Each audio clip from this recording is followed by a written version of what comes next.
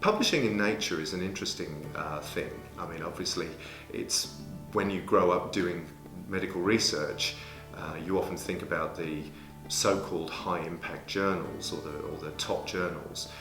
So Nature seemed a logical place to submit this work to, because it really was groundbreaking work. To get published in Nature or Science is quite an important reflection on the status of the research and the status of your career. It's quite a prestigious thing.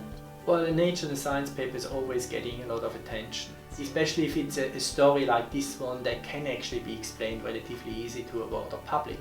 And I think it has very fundamental long-term effects in that people recognize this, you attract students because they pick this up. And of course it's like the grant funding agencies and people giving money, that makes a huge impact, right? To show like you are able to kind of publish research in a high profile journal. Nature and Science are the kinds of journals where you want to publish the very first of those kinds of papers to appeal to the broadest possible audience. Much of the work that then eventuates from this, that will be the clinical research, the clinical trials that look at translating these discoveries into clinical practice, will be published in clinical journals. I was actually the one who suggested that this was a very suitable piece of research to publish in Nature, because it was short and sweet. It was instantly recognisable discovery, the sort of thing that the Nature journal likes, because space is at a premium.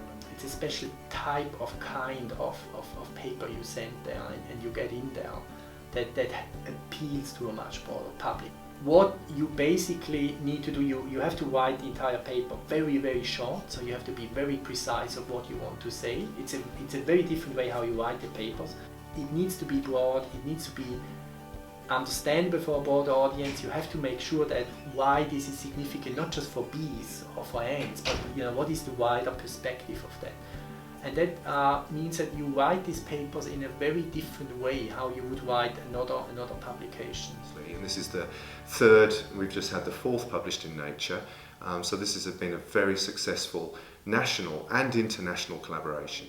If you publish, of course, things in a journal like that, I think you get the attention of the broader public and your colleagues, and some of them start to work in the same area. So I think you see like flourishing of that field and more outcome. And I think that's a good thing.